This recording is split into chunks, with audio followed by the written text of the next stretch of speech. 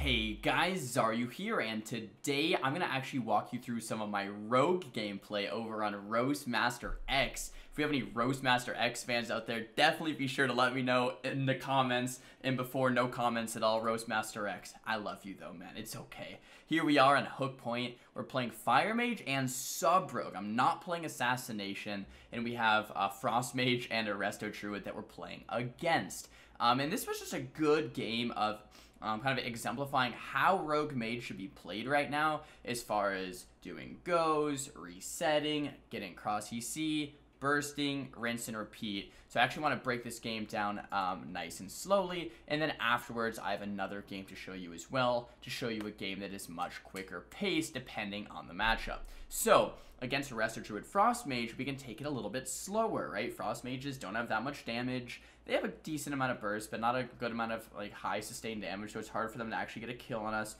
Restoration Druids, it's not like they're a Pally with melee wings. It's not like they're a Windwalker Monk with Crane. It's not like they have the high DPS of a Disc Priest, so they don't have that much damage either on that Resto Druid. So in this game, we can take it a little bit slower. We can open up, we can get the Mage's Trinket, we can reset. We can open up, we can get the Druid's Trinket, we can reset. We can open up, we can get a Mage Block, we can reset. It's going to be this slow process. This is my spec, by the way.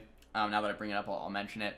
Find Weakness, Subterfuge, Mark for Death, Soothing Darkness, Prey, Dark Shadow, Master of Shadows, Cold Blood, Phantom Assassin, Smoke Bomb. I like this spec pretty much every game in Rogue Mage 2s. The only thing I personally sometimes swap is Phantom Assassin. I could have actually put Maneuverability in play against the Frost Mage, or I have also been playing Shadowy Duel, and you guys will kind of see later in this video why I've been liking Shadowy Duel, but it essentially is a nice little 5 or 6 second CC chain on a healer to allow your Fire Mage to continue bursting. But regardless, going to go for a sap here on this mage. And this is the opener that I generally prefer, is sapping the guy that you're going to kill, throwing the kidney shot or some type of CC, a blind, a kidney, a poly, a smoke bomb on this guy, what have you, to actually get a nice big opener with casting a greater pyro blast. So my mage, we should sap the guy we are opening. My mage should be casting a greater pyro. This is a very standard opener for Fire Mage Sub Rogue. If they stop the greater pyro, they already use a stop, resap, cast it again. If they don't stop the greater pyro, boom, huge opener. So kind of see how this goes on. My mage is here casting a greater pyro. Throw that smoke bomb. Cyclone's being casted. Now my mage could have canceled his G-Pie and kicked the clone. My mage could have blinked in. I could have step sapped the druid actually right here. There's a lot of things that we could have done. Didn't quite get it off, but we get the nice big opener anyway with that Mark for Death kidney onto the mage. Now what I could have actually done here is open with the cheap shot, still the kidney available, and kidney the druid here in tree form, but it looks like I mean, we got skin, we get the off cheap shot from the druid, we might get some follow-up CC. Looks like we're just going to throw out the cheap shot into the blind. If he got the Ring of Frost, we'd do the Ring of Frost into the sap into the blind or something like that. But regardless, we're CCing the druid and we're going on to the mage. We get the skin, we get the temp shield, and the druid and the mage both haven't really used too much, so this is a little scary right here, but we do manage to get the mage's ice block, which is great. I don't know if he had to block right there. He's at 63%. My Fire Mage damage is coming in, but he had that temp shield to proc him back. We really need to get some CC out of this blind, though. So whether it's a Ring of Frost or a Vanish Sap or a Dance Sap, something is very, very critical here, because we really want to force that Trinket from the druid if possible. We get the Ring of Frost there, and now here's very important. I'm actually going for a re-stealth right here to get a half sap onto the druid, or just get a re-stealth and reopen on the mage here off stun DR here in about 3 seconds onto the mage. So regardless, I'm trying to get this re-stealth, line of sighting this water elemental here. Boom, get the re-stealth. That means I can half sap, and then I can actually quarter sap if I want, and then stun DR comes off in 1 second, so I can actually mark for that kidney, which we go ahead and do, and then open up onto the mage. So really, it's about paying attention to these DRs. Let me just rewind here for a second. Right here, we get the re-stealth, we sap half, sap quarter. The stun DR is right here. It comes off right now. Stun DR just came off, and then boom, get the mark for the kidney as it falls. Mage is locked out, and then we open up on the mage. So it's just a really, really nice CC chain here. Blind DR comes off soon. Mage gets out, and we go ahead and immediately re-stealth. Now this is so critical. This move right here, running behind the pillar, getting that reset instead of chasing them. Why am I not chasing right here? Mage is on stun DR, druid's on poly and sap DR, and stun DR. Why do we chase in? If we chase in right now, they get the advantage, right? They have the advantage right now if we chase in, because we don't have DRs. You have to play off of the diminishing returns, friends, in Rogue Mage 2v2. They're on DR, you run. They're off DR, you run in. That's pretty much the name of the game. They're off DR, running away, right? Or they're on DR, we're running away. We get the re-stealth. Boom, another re-stealth. Huge, huge to get these re-stealths, guys. Every time you're getting a re-stealth, it's like game-changing. Get another re-stealth. They're running away. We wait 10 seconds for these kidney DR, maybe 14 for Mark for Death Kidney. Mark for Death Kidney Druid, reopen mage, kind of go from there. Now, another slight mistake. I could have actually sapped the mage right here if my mage stays line of sight. So my mage is kind of like behind here somewhere. If he stays line of sight, I sap the mage, we can cast a G-Pie, but my mage actually ran in, got the combat from that spell steal. So my mage actually, if he stayed line of sight, I sap the mage, cast the G-Pie, another great opener, just like the opener of the game, except this time, mage has no trinket, mage has no ice block, they have a lot less defensive cooldowns, and we can really set up a win from there. Regardless, we're waiting for that Mark for Death Kidney, 3 seconds, 2 seconds, 1 second, boom, Mark for Death, Kidney, open up onto the mage, clockwork here, boys. I actually get polymorph, so I trinket cheap. I don't know if I had to get poly there. If I had that step cheap, I could have maybe just stopped that, saved my trinket. So it could have been another mistake there. If we got that a little bit cleaner, I might not have had to use the trinket. We get the full kidney shot on the Druid, which means we can follow up with a Ring of Frost. Pretty much only a Ring of Frost, or I was going to say I could Smoke Bomb, but I don't have Smoke Bomb available, and I don't have Blind available. So we really, really, really need to get that Ring of Frost, and we can pop a lot of damage, Cold Blood, Symbols. We have that Dance up. We do have Blades, but I usually want to pre-pop Blades if you're going to use it at all. So we get a lot of damage. We get that full Ring of Frost. Now the mage is going to that first cheap shot, second cheap shot, and not quite in that third cheap shot. But look, we got the Druid's Trinket. I have Blind here in 60 seconds. The mage is half HP with no trinket. Druid no trinket. Mage only 1 block. Guys, we're almost completely through the enemy team's defensive cooldowns. This game's going wonderfully. Once again, what do? Pop quiz. What do we do right here? Mage is half HP. Do we keep chasing him or run? We run, guys. We run. If you guys said run, that's good. I feel like Dora the Explorer or something. Like on a... Anyway, going for this re-stealth, right? Do not chase the mage if he's on stun DRs. You're only doing goes or you're resetting. There is no in between. I don't care if the guy's 10%. Okay, if he's 10%. Even if he's 10% life, I would still argue to run. If he's 1% life, okay, maybe you can run and kill him. But running right here is so important, guys. So important. He has skin. He has temp shield. He's 64%. We used our damage. He's on stun DRs. He's not going to die, right? When you play more, you're really going to understand when you can kill someone and when you can't kill someone. This is a situation where get the re-stealth. Boom. Third re-stealth of the game. Absolutely incredible. So critical to actually winning games. He's casting a Blizzard. I actually could have dodged that probably a little bit better. Do you get found out trying to go for another re-stealth, playing nice and far? My mage is at a pretty healthy life total, so we are kind of chilling here. And I actually go for a Vanish. I noticed I have an add-on called Combat Indicator. Mage is still in combat, but Druid is not in combat. He has not really been doing anything. He's kind of around the corner out of combat, so I can actually, if I turn the corner and he doesn't actually heal his mage using a polymorph or hit my mage, one of the other, in the next few seconds, I should be able to sap him. If we get the sap with the poly on the mage, we cast a G-Pie, we open up, he's off stun DR. That's going to be the second ice block from the mage. Let's see if we get it. Boom, we get the full sap, and G-Pie's coming in. We wait for a while for that G-Pie to be casted. Does manage to go off. We pop the pre-blades here, and boom, we get that second ice block. Now, once again, guys, we go for some re-stealths, right? The guy's on stun DR. He just got out of block. He's full HP. The Druids and poly DR, we're not going to kill right here. There's a 0% chance we kill right here. So what do? We run. We run. We try to get a re-stealth. I do have a Cloak of Shadows. I don't have that Vanish. We have Blind in 27 seconds. Could be a great win condition with just Blind Sap Druid. Go Mage. We have that Dance coming up soon as well. So if I had to guess here, I don't exactly remember this game was played yesterday, but I don't exactly remember how we win. But if I had to guess, we'd Blind Sap the Druid, and in about 27 seconds here, Dance, Cold Blood, Mark for Death, Kidney if I need, Symbols, everything, and then just kill the mage. I mean, pretty much we're 20 seconds away from winning this game, essentially. We just have to live for 20 seconds, so that's kind of what we're doing here. Vortex comes in, I'm waddling, I can cloak, I do actually decide to pop that Cloak of Shadows, and I'm trying to go for that re-stealth around the corner, but he does get that Moonfire onto me. Pretty unfortunate. It's actually a little bit scary here, because I have no cloak, no Vanish.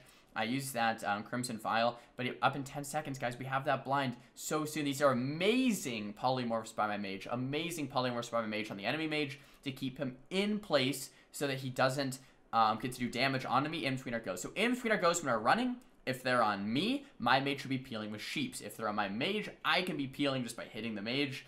or kind of just putting myself out there so they want to go me instead. And then we can sheep the mage anyway. So the sheeps on the guy you're trying to kill in between your goes is very critical to survive in between your goes. Okay.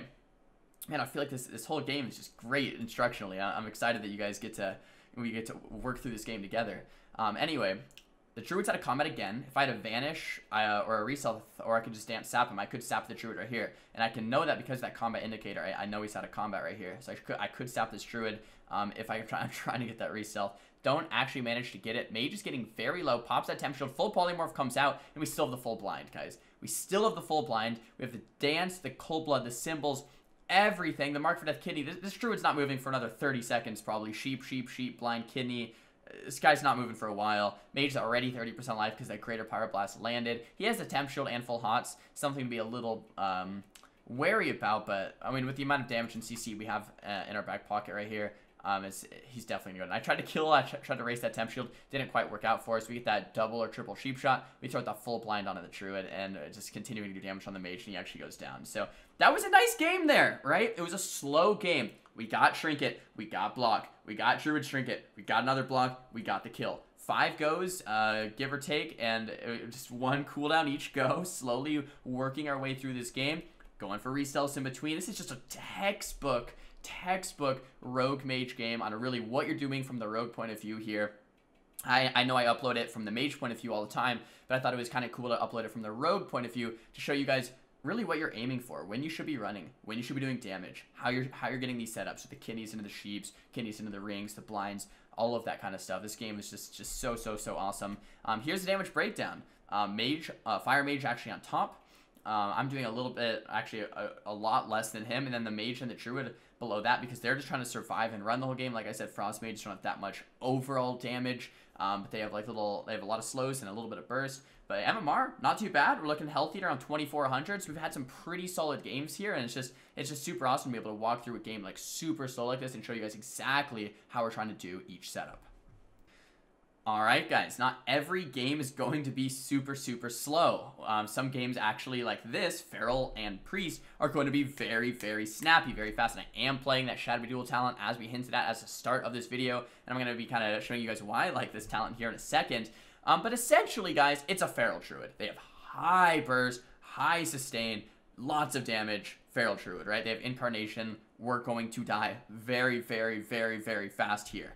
That's just how it works. So, we're on a timer. We can't just keep it running and resetting. Why? Bleeds. Can't Cloak of Shadows bleeds off. I'm not a dwarf. I can't get the resells like I could against a mage. So this game is going to look a lot different because of what we're fighting. So essentially, we're going to be doing CC chains onto the priest, doing a lot of damage onto the feral, and we're going to try to win within a minute or less, or else we're pretty much going to lose, right? So we have pretty much like 2 good goes to make this happen. 2 stun DRs, maybe a 3rd stun DR before we die, but we usually have like 2 or 3 stun DRs before the game's over, because we don't have a healer, of course. We're playing rogue mage in 2s. What does that mean? That means we have 3 sheeps on the priest. 1, 2, 3 sheeps on the priest. We have blind onto the priest. We have kidney onto the priest. And guess what? We got that shadowy duel on the priest in our back pocket. And then we can repeat that CC once the diminishing returns come off as well. So these are all the things that you want to keep in mind when you're puzzling together that CC chain onto the enemy team. So we're in stealth right now. I'm spamming my sap 1 macro. And this is pretty critical. I'd say this is like a big mistake that a lot of teams make, is a lot of teams might open up onto the priest here. And the problem with opening on the priest is the feral opens on me, he stuns me, he peels the opener on the priest, they don't have to use anything, I'm bled up, I'm half HP, game's already over, because like I said, you need 2 or 3 goes to win, and if you're wasting your first go opening on the priest, it's just going to be GG. So you cannot open priest. I don't personally think, at least if you want to open priest, the best way to do it would be to sap the priest, throw a smoke bomb, put a ring around the smoke bomb, and then open up so the feral runs into the ring if he wants to get in. But regardless, I don't think opening priest is a super good strategy. In this game, and if you do, I think the bomb ring is probably the way to do it. In this game, we found the druid, which is like, if you're going to win this matchup, you need something to go your way. And here we found the druid, which is incredible. So we actually sapped the druid, and then right away, we could Dragon's Breath the priest into a sheep. We could kidney the priest into a sheep. There's a lot we could just blind the priest into a sap. There's a lot of different things that we could do here, but we want to get TC onto the priest. We want to get a nice big opener here on the feral. In this opener, I could Shadow Blades in the opener because we know it's going to be such a fast game. You want to save Shadow Blades if it's going to be a longer game where you're slowly rotating through defensive cooldowns. If it's going to be a quick game like this one, I could pop Blades if I wanted. So we'll see what actually happens here. Mage gets feared. He trinkets. We're going to kidney the Priest. And I do pop Blades, and then I cheap shot the Feral. So, nice big opener. Immediately, the Feral trinkets out, and he doesn't wall for a second here. He does wall, and he does get it off like after a second there. And then the resheep comes on the Priest, so it's kidney into sheep. Nothing else so far. He uses death, and then we throw out the full blind. And then he trinkets. So this is the opener I'm talking about, guys. We got trinket, wall from the Feral. We got trinket from the Priest. And we use kidney, sheep, blind onto the Priest. That's a lot of CC onto the Priest. And we got the trinket. This is amazing, right? We've used a lot of offensive. My mage, I think, used combustion. I use cold blood. I use blades. I use dance. I use symbols. Mark for death. So many defensive cooldowns here from the enemy. So many offensive cooldowns from us. But this is how we're going to win, right? It's going to be a race. There's no way you can kind of slow play this, because if you slow play it, you're just going to die. Druid sitting bear, 36% life. Looking good. What other CC do we have? Kidneys, 8 seconds till coming back up. Blind, already been used. Poly, 14 seconds from being full once again. What are we going to do? Time for the Shadowy Duel. So we pop that Shadowy Duel. And this is really why I like it. It's 5 or 6 seconds of free CC onto the enemy. And what do I mean by CC? I pop the Shadowy Duel. If you guys don't know how this talent works, me and the Priest are basically in our own instance. We can only see each other. The Priest can't heal his Feral. The Feral can't hit me. It's a nice defensive tactic because now the Feral can't hit me. He can't bleed me up. We live longer. Priest can't heal his Feral. It's almost like CC. My mage is doing damage to the Feral still. Priest can't heal the Feral, so we're just keeping him in place for the time being. Kidney Shot is off stun DR in 5 seconds here, so it could actually work out where we get 5 combo points, we kick that man, Kidney comes off DR, boom, full Kidney. Oh, it's beautiful.